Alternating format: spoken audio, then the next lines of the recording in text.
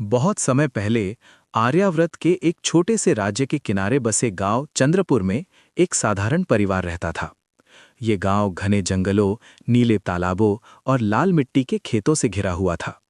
यहाँ के लोग सरल थे, मेहनती थे और अपनी कला के लिए दूर दूर तक प्रसिद्ध थे। उसी गांव में जन्मी थी गौरी। गौरी एक कुम्हार की बेटी थी। उसके पिता हरिदास गांव के सबसे कुशल कुम्हार माने जाते थे। उनकी उंगलियों में ऐसी कला थी कि साधारण मिट्टी भी उनके स्पर्श से जीवंत हो उठती थी। लेकिन गौरी में कुछ अलग था। वो मिट्टी को सिर्फ आकार नहीं देती थी, वो उसमें भावनाएं भर देती थी। जब बाकी बच्चे खेलते थे, गौरी चाक के पास बैठकर छोटी छोटी मूर्तियां बनाती। कभी वो ऐसी प्रतिमा बनाती जिसकी आंखों में दर्द झलकता, कभी ऐसी दीपशिखा जिसका चेहरा मुस्कुराता हुआ लगता। गांव वाले अक्सर कहते, ये लड़की मिट्टी नहीं गढ़ती, ये दिल गढ़ती है। समय बीतता गया।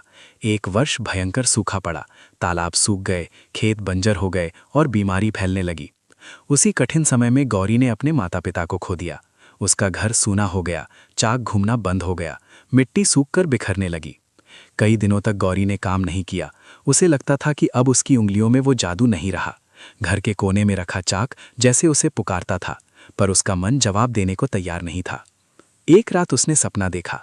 सपने में उसकी माँ उसके सामने खड़ी थी, चेहरे पर वही स्नेह, वही शांति। माँ ने कहा, मिट्टी कभी मरती नहीं गौरी, बस उसे नया आकार चाहिए। गौरी की आँख खुली तो भोर की हल्की किरणें खिड़की से भीतर आ रही थीं। उसने आंसू पोंछे और धीरे से चाक के पास जाकर बैठ गई। उसने कांपते हाथों से मिट्टी उठाई और चाक घुमाया। इस बार उसने एक अलग तरह का दीप बनाया। उस दीप में उसने अपना दर्द, अपना अकेलापन और अपना साहस मिला दिया। जब वो दीप चला तो उसकी लौ असाधारण रूप से स्थिर थी, मानो भीतर की आंधियों को भी शांत कर दे। उसी समय राज्य का युवराज वीरेंद्र शिकार के बहाने जंगलों में घूम रहा था, पर वो शिकार से ज्यादा जनता को समझना चाहता था। राजमहल की दीवारों के भीतर उसे सच्ची जिंदगी दिखाई नहीं देती थी। एक दिन वो साधारण वस्त्र पहनकर चंद्रपुर पहुंचा। गांव के बाजार में घूमते हुए उसकी नज़र गौरी की छोटी सी दुकान पर पड़ी। वो रुक गया। वहां सजी मूर्तियों में कुछ अलग ही आभा थी। उसने एक प्रतिमा उठाई। वो एक स्त्री की प्रतिमा थी जो टूटी हुई थी, पर उसकी आंखों में आग थी। वीरेंद्र ने पूछा, ये किसकी प्रतिमा है? गौरी मुस्कुराई और बोली, उसकी जो हार कर भी हारती नहीं। वीरेंद्र पहली बार किसी कलाकार से इतना प्रभावित हुआ। वो कुछ क्षण तक प्रतिमा को देखता रहा, फिर बोला, तुम मिट्टी से भावनाएं गढ़ती हो। गौरी ने सहजता से उत्तर दिया, भावनाएं तो हर दिल में होती हैं, मैं बस उन्हें दिखा देती हूँ। उस दिन के बाद वीरेंद्र बार बार गांव आने लगा। कभी वो कोई दीप खरीदता, कभी कोई छोटी मूर्ति। दोनों की बातें कला से शुरू हुईं, फिर सपनों तक पहुंची और धीरे धीरे दिलों तक। एक दिन सच्चाई सामने आई कि वो साधारण युवक नहीं, बल्कि राज्य का युवराज है। गौरी चौंक गई। उसने दूरी बनानी चाहिए। उसने धीमे स्वर में कहा, आपका संसार अलग है राजकुमार। वीरेंद्र ने शांत भाव से उत्तर दिया, संसार अलग हो सकते हैं, दिल नहीं। महल में खबर पहुंची तो रानी देवयानी क्रोधित हो उठी। उन्हें यह रिश्ता किसी भी कीमत पर स्वीकार नहीं था। उन्होंने अपने मंत्री रुद्रसेन को बुलाया, जो महत्वाकांक्षी और चालाक था। रुद्रसेन ने गांव में अफवाह फैलाई कि गौरी ने तंत्र मंत्र से राजकुमार को वश में किया है। गांव वाले भड़क उठे।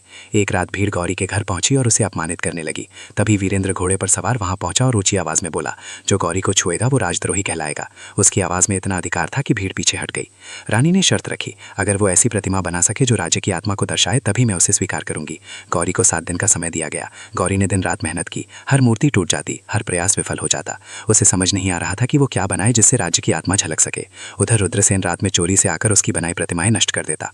वीरेंद्र को शक हुआ। उसने अपने मित्र अर्जुन को निगरानी पर लगाया। एक रात सच्चाई सामने आ गई और रुद्रसेन पकड़ा गया। पर रानी ने फिर भी कहा, परीक्षा पूरी करनी होगी। हताश होकर गौरी जंगल चली गई। वो एक प्राचीन मंदिर पहुंची, जहां कहा जाता था कि धरती माता की विशेष मिट्टी मिलती है। मंदिर में गूंजती आवाज आई, जिसके मन में स्वार्थ होगा मिट्टी पत्थर बन जाएगी। गौरी ने आंखें बंद की। उसने मन ही मन कहा, न राज्य चाहिए न राजपाट, बस सम्मान और प्रेम। तभी मिट्टी हल्की सी चमक उठी। उसने उस मिट्टी को श्रद्धा से उठाया। जैसे ही वो बाहर आई, रुद्रसेन फिर सामने आ गया। उसने मिट्टी छीनने की कोशिश की। तभी वीरेंद्र भी वहां पहुंच गया। दोनों में संघर्ष हुआ। गौरी ने मिट्टी को कसकर पकड़ा और कहा, यह शक्ति लड़ाई के लिए नहीं, सृजन के लिए है। अचानक तेज वर्षा शुरू हो गई। जमीन फिसलन भरी हो गई। रुद्रसेन संतुलन खो बैठा और खाई में गिर पड़ा। उसका अंत वहीं हो गया।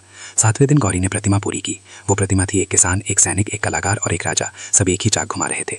ये संदेश था कि राज्य की आत्मा किसी एक व्यक्ति में नहीं, बल्कि सबके मिलकर प्रयास में बसती है। जब प्रतिमा रानी के सामने लाई गई तो वे कुछ देर उसे देखती रहीं। उनकी आंखें नम हो गई। उन्होंने धीमे स्वर में कहा, तुमने राज्य की आत्मा बना दी। रानी ने गौरी को स्वीकार कर लिया। गौरी राज्य की प्रथम राज्य कलाकार बनी। वीरेंद्र और गौरी ने मिलकर एक कला विद्यालय खोला, जहाँ किसी की जाति, धन या पद नहीं देखा जाता था, केवल प्रतिभा को सम्मान मिलता था। राज्य में समानता और सम्मान की नई शुरुआत हुई। सालों बाद जब लोग उस राज्य को याद करते तो कहते, वहाँ एक रानी थी जो मिट्टी से दिल जुड़ती थी। गौरी और वीरेंद्र का प्रेम सिर्फ दो दिलों की कहानी नहीं रहा, वो पूरे राज्य की एकता और परिवर्तन की मिसाल बन गया। उनकी कहानी पीढ़ियों तक सुनाई जाती रही और लोग सीखते रहे कि सच्चा प्रेम और सच्ची कला किसी भी षड्यंत्र से बड़ी होती है। अगर आपको ये कहानी पसंद आई हो तो वीडियो को लाइक करें, शेयर करें और कमेंट में लिखें जय।